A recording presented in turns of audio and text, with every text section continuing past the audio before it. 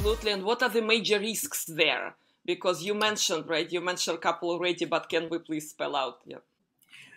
So the risk really is that, the fact that the moment you put something automated, put anything on a system, it kind of becomes a target for, some other malpractice or some other, it becomes attractive to someone else. I mean, I don't want to kind of give a bad example, but when the US government was probably trying to track Osama bin Laden, and the reason they couldn't do it because they all kind of went very low tech, right? It was all physical, one-to-one correspondence. That's at least what we read and hear in all the spy thrillers that came out from Hollywood.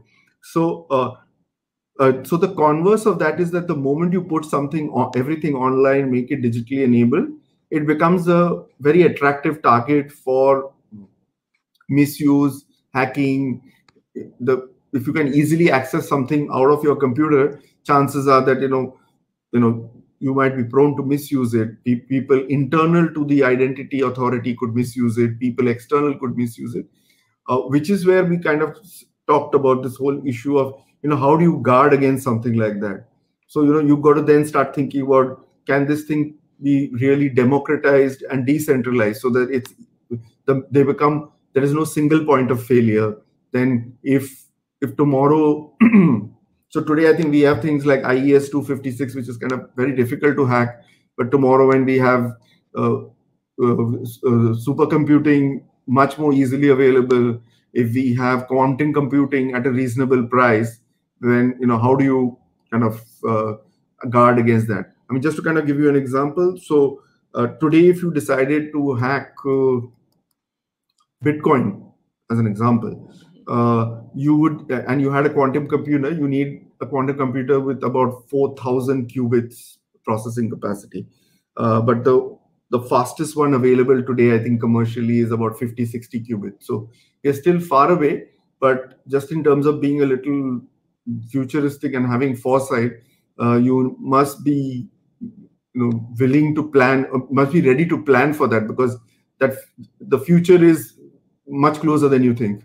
Fantastic, fantastic. So we did talk about big promise, right? We did talk about opportunity for governments and for countries even, right? To tap on, again, part of population that is not part of the economy at the moment. So let's go back to that impact to society, because we do want those without digital identity take part and produce and actually contribute.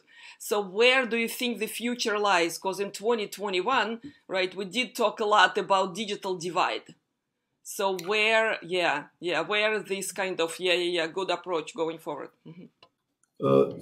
So I think the challenge is so 2030 is when the United Nations, as part of one of its SDGs, wants to give identity to everybody, whether it's digital or not. I mean, that's a matter of detail, but they want to provide identity to everyone so that at least the 7 billion or 8 billion or whatever that population will be that time become part of they are recognized and counted as citizens of the world, because today they are not.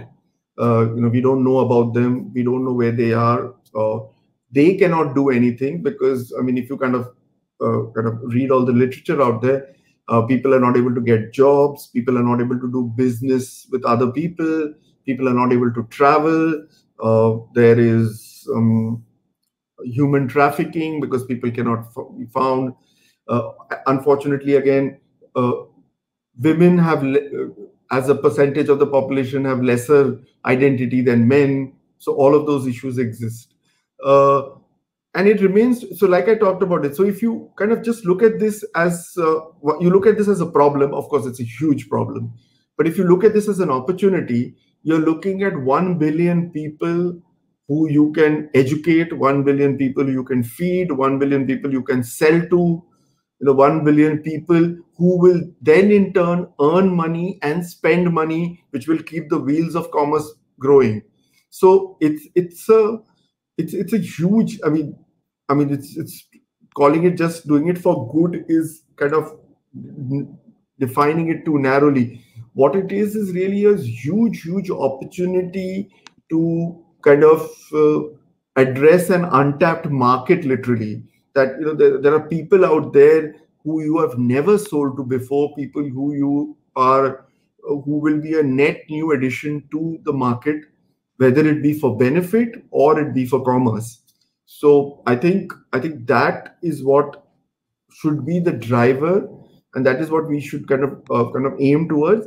And I think if anything that the pandemic has taught it is that if you have to kind of reach people, if people have to also reach you, they must have the ability to uh, transact. They may have an ability to identify themselves. So there's this whole concept of digital trust, that when two entities who don't know each other, they come together and they have to do business spontaneously.